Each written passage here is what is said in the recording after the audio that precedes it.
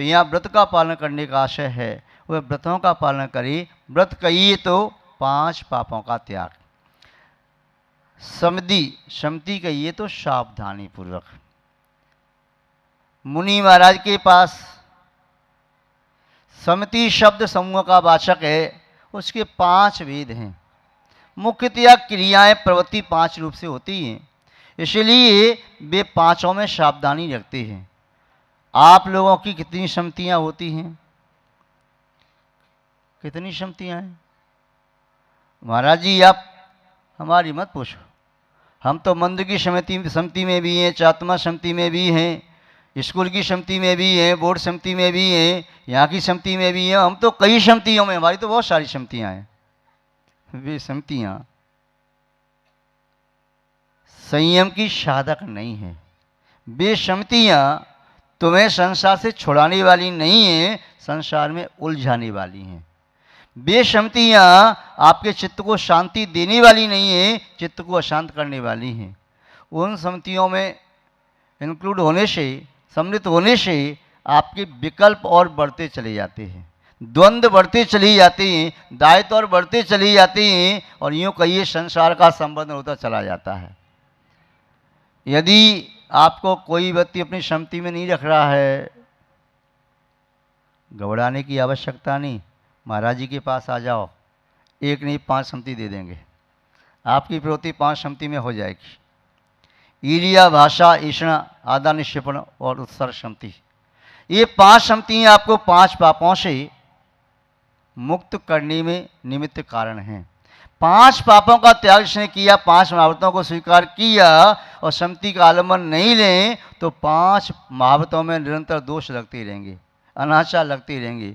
इसलिए ये 5 सम्मति ढाल की तरह से, रक्षा कवच की तरह से, जैसे श्रावक के 5 अनुव्रत की रक्षा करने वाले 3 गुणव्रत होते हैं और पुनः और बल देने वाला, पोषण करने वाले 4 शिक्षाव्रत होते हैं, ऐसे मुनि महाराज की 5 व्रतों का निर्दोष पालन हो सके ही, इसके लिए 5 सम्मतियाँ होती हैं। और उन 5 महाव्रतों को बल देने वाले 5 इंद्रिय विजय हैं। उसके उपरांत कहीं मन से वह अशुभ में न चला जाए तो 6 आवश्यक कर्तव्य दे दिए, जिससे अपने मन को उनमें लगा करके रखे। इसके उपरांत 7 विशेष गुण भी दिए। तो संयम की परिभाषा महाराज लिख रही हैं, बद समिति पालन आए। व्रत समिति का पालन करने से, दंडचायेण, दंड का त्याग करने से, दंड कहिए तो जिसके कारण आत्मा भव भव में दंडित होती है, वो क्या है? वह है मन, वचन और काय। इन 3 की अशुभ प्रवृत्ति आत्मा के दंड का कारण है। शुभ प्रवृत्ति आत्मा के लिए दंड नहीं, पुरस्कार देती है। तो दंड जो आत्मा को दंडित कर रही हैं, उन दंडों को दंडित करना है। अनादि काल से हमारे मन वचन काय, इन 3 दंडों ने हमारी आत्मा को दंडित किया है। अब आत्मा सोच लेती है, जब मुनि बनता है तो मुझे अब अपनी मन वचन काय को दंडित करना है। जिस योग ने मुझे संसार के कर्मों का सब कराया, बंद कराया, जिस योग ने मुझे संसार में भ्रमण कराया, अब उस योग को मैं नियंत्रण करूँगा, उन दंड का मैं त्याग करूँगा, दंड को दंडित करूँगा और उद्दंड चेष्टा का त्याग करूँगा। जिसके 3 दंड उद्दंडी हो जाते हैं, वे दंड के अधिकारी हैं, आत्मा दंड प्राप्त करती है। किंतु जो अपने 3 दंडों को, मनोवचन काय को दंडित करके अपने अनुशासन में, अपने अंडर रखता, अपने वश में रखता है, तो निस्संदेह आत्मा प्रचंड अवस्था को प्राप्त होती है। आत्मा की ऐसी अग्नि जागृत होती है जो कर्मों को सुहा करने में समर्थ होती है। इंद्रिय जयण इंद्रिय विजय, यह भी संयम का मूल हेतु है। सुमेरु है मेरुदंड, जब शरीर मेरुदंड होता है, ऐसे ही संयम के मध्य इंद्रिय जय मेरुदंड की तरह से है। महानुभाव, इंद्रिय विजय किए बिना, इंद्रियों में यथेक्ष प्रवृत्ति करते हुए, यदवा तदवा प्रवृत्ति करते हुए, मनमानी प्रवृत्ति करते हुए, स्वच्छंद प्रवृत्ति करते हुए संयम की पालना नहीं हो सकती। तो यहाँ पर संयम की परिभाषा का परिणाम मानसपूर्ण हो, इस प्रकार के परिणामों की प्राप्ति होना ही संयम धम्मो अभिनियमा, नियम से वही संयम धर्म कहलाता है। उसके बिना संयम धर्म और कोई चीज नहीं है।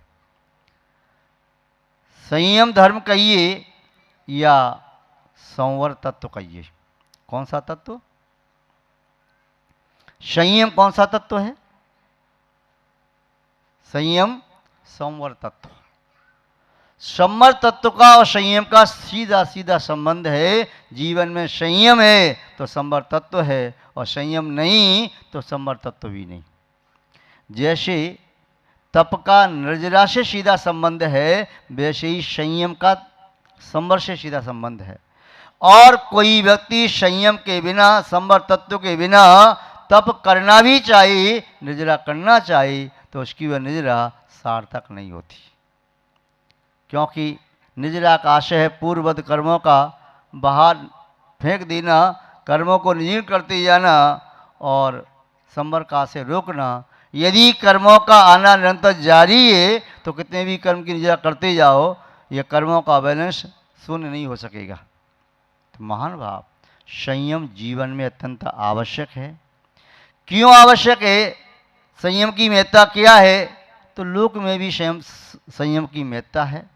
मोक्ष मार्ग में तो संयम के बिना मोक्ष मार्ग का प्रारंभ ही नहीं होता। संयम कहिए, चार्थ कहिए, ये मोक्ष मार्ग का सबसे महत्वपूर्ण तृतीय तत्व है।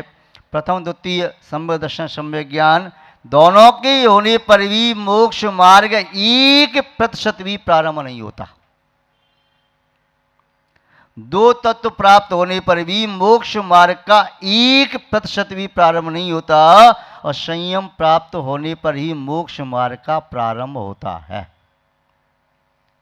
जैसे जो वस्तु 3 के माध्यम से बनती है, 3 के माध्यम से जो काम हो रहा है, 2 के माध्यम से वह काम नहीं माना जाता।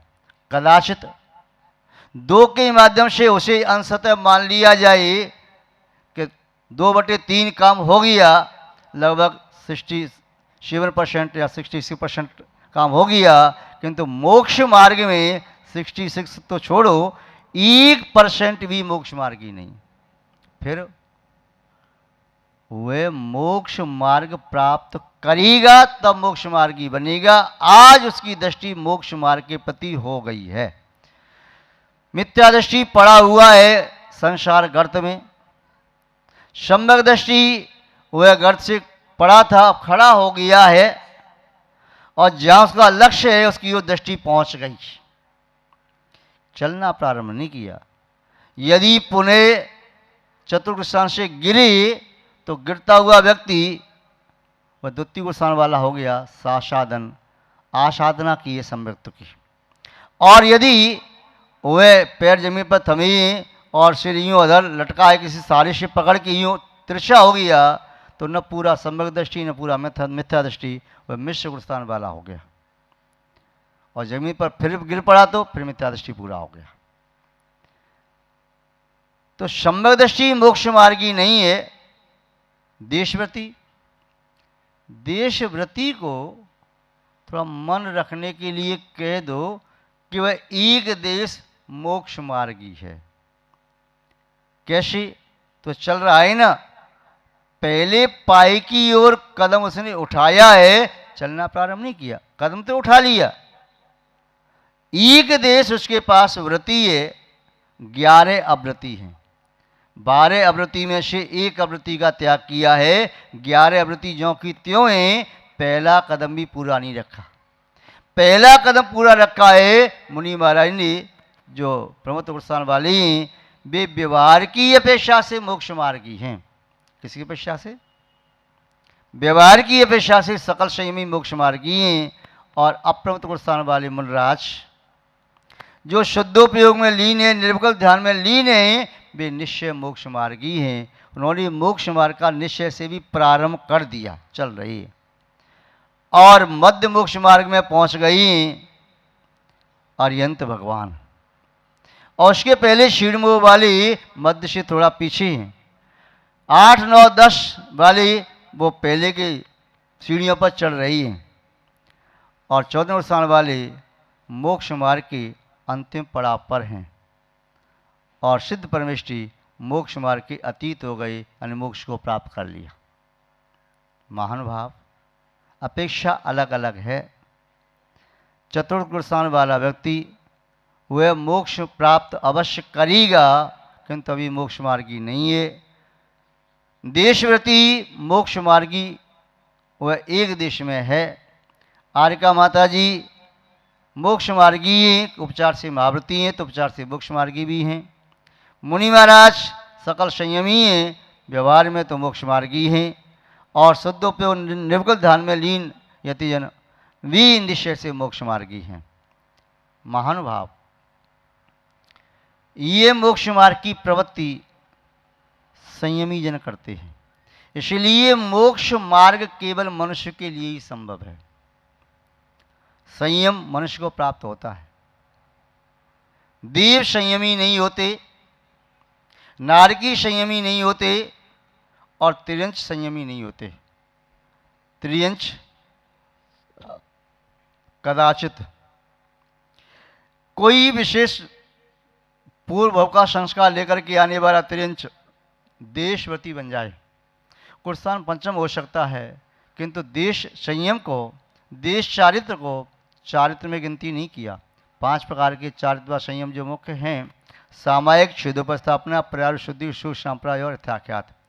इन 5 में से कोई भी संयम अन्य गति में नहीं हो सकता सिवाय मनुष्य गति के, इसलिए मनुष्य को ही मोक्ष मार्गी कहा। महानुभाव, संयम की जीवन में आवश्यकता है क्यों? क्या संयम के बिना काम नहीं चलेगा? संयम के बिना जीवन में काम नहीं चलेगा। यदि सुखद जीवन जीना चाहते हो, तो मंजिल तक पहुंचना चाहते हो, तो मंजिल की पर सकुशल पहुंचने के लिए मार्ग में गमन भी कुशलतापूर्वक करना है। दौड़ना है तभी सावधानी से, चलना है तो सावधानी से। कहीं चिकनी मिट्टी आ गई, पैर फिसल गया तो नीचे गिर जाओगे। यदि वाहन से जा रही हैं, टकरा गया तब भी नीचे गिर जाओगे। मंजिल तक जाने के लिए साधन की आवश्यकता है। संयम साधन है। और कैसा साधन है? ऐसा साधन है कि बीच में अपने आप को संभाल सके, कहीं कर्म का उदय भी आए और पैर फिसलने लगे, अपने आप को संभाल सके। बिना ब्रेक की गाड़ी से कोई यात्रा करना नहीं चाहता। कोई आपसे कहे भाई चलो यात्रा करने चलते हो, ठीक है देख लेते हैं, मेरी गाड़ी है, चिंता ना करो, मैं आपको यात्रा कराऊंगा, ठीक है चलते हैं। गाड़ी में तेल वगैरह तो सब है, गाड़ी ठीक है ना? ठीक है, तेल वगैरह है, ऑयल वगैरह सब ठीक है, किंतु एक बात है, क्या? ब्रेक फेल होगा इसके, ब्रेक नहीं है, क्षमा करो, मैं पैदल यात्रा कर लूँगा, बिना ब्रेक की गाड़ी में बैठ के अपने प्राण खोना नहीं चाहता। घोड़े पर सवारी करने का इच्छुक व्यक्ति कहता है इसकी लगाम मुझे थमा दो, तब मैं यात्रा करूँगा। जिस घोड़े की लगाम न हो उस घोड़े पर सज्जन व्यक्ति बैठ के यात्रा नहीं करेगा। ये संयम है। हाथी पर यात्रा करना है तो हाथी पर अंकुश लगाने के लिए हो, तो संकल्प होकर के हाथी कहीं गिरा देगा, व्यक्ति मृत्यु तक को प्राप्त हो सकता है। बैल आदि के भी नासका के सिद्ध में वह रस्सी डाली जाती है, नाथ डाली जाती है, बस में करते हैं। गधी आदि के भी पेड़ लगाए जाते हैं, या गले में रस्सी डाली जाती है। बंधन है। बंधन यदि कर्मों के अधीन होकर के बंधन को स्वीकार किया है तो संसार का कारण है, और बंधन स्वेच्छा से स्वीकार किया है बंधन को खोलने के लिए, तो बंधन मोक्ष मार्गी बनाता है। बंधन में रक्षा है। आप बाउंड्री के अंदर रहते हो, सुरक्षित हो, उपछत है, सुरक्षित हो, कहीं एक सीमा के अंदर हो, सुरक्षित हो, तो बंधन में सुरक्षा है। इसीलिए आप रक्षाबंधन पर्व भी मनाते हैं, क्योंकि उसमें रक्षा है, और रक्षा के बंधन का संकल्प है। पतंग आप उड़ाते हो या बचपन में उड़ाई हो या देखते हैं, वह पतंग भी जब तक बंधन से सहित है तब तक आकाश की ऊंचाइयों को छूती है। यदि पतंग का बंधन खोल दिया जाए तो वह आकाश की ऊंचाई न छुएगी, धराशायी हो जाएगी। पतंग ने कहा, काश मैं डोरी के बंधन में न बंधी होती तो अनंत आकाश की ऊंचाई छूने चली जाती। धागे ने कहा, भूल मत कर बहन, मैं तो ये बांधी हुई नहीं संभाली हुई हूं। मेरा बंधन आपको खल रहा है, किंतु ध्यान रख मेरी बंधन से आपका जीवन चल रहा है। यदि मेरा बंधन छूट गया तो तेरी क्या दशा होगी शायद तू जानती नहीं। उसने कहा, गर्व मत कर, मुझे बांध करके दुखी रखता है, अपने अधीन कर रखा है, मुझे बंधन से मुक्त कर। संयोग की बात, दूसरी पतंग आई और से पतंग को काट दिया। जैसे धागा कटा, पतंग लहराती हुई जमीन पर आ गई। अब ऊंचाइयों को नहीं छू रही। शेष कटा हुआ धागा कहता है, बहन समझ में कुछ आया? जीवन में यदि ऊंचाइयों को छूना है तो बंधन को स्वीकार करना होगा। चाहे कोई माँ बहन बंधन स्वीकार करती है, शादी के बंधन स्वीकार करती है, यावत जीवन उसकी सुरक्षा रहती है। यदि बंधनों का उल्लंघन कर दी तो वह शील की रक्षा करना उसके लिए बड़ा मुश्किल हो जाएगा। मुनि महाराज बंधन स्वीकार करते ही तो वे मोक्ष मार्ग पर चल पाते ही। यदि संयम के बंधन को स्वीकार न करें तो मोक्ष मार्ग में 4 कदम भी न चल पाएंगे। नदी पर्वत से गिरती है, झरना बनती हुई आगे बहती है, और नाला जैसी होती है, आगे बढ़ते बढ़ते नदी विस्तार को प्राप्त होती जाती है और समुद्र तक पहुंच जाती है। किंतु कब? जब वह नदी दोनों किनारे के बंधनों को स्वीकार करती है, इधर भी किनारा इधर भी किनारा, दोनों किनारे दोनों बंधन सुदृढ़ हैं, तब नदी सागर तक पहुंच पाती है। यदि एक बंधन टूट जाए नदी वहां बिखर जाएगी। मुनि महाराज भी द्रव्य संयम और भाव संयम दोनों प्रकार का बंधन स्वीकार करते हैं, तब मुनि महाराज अपने यथेष्ट लक्ष्य को प्राप्त कर पाते हैं। अन्यथा संसार के भ्रमण के साधन सामग्री प्राप्त करते रहेंगे, मंजिल तक पहुंच नहीं पाएंगे।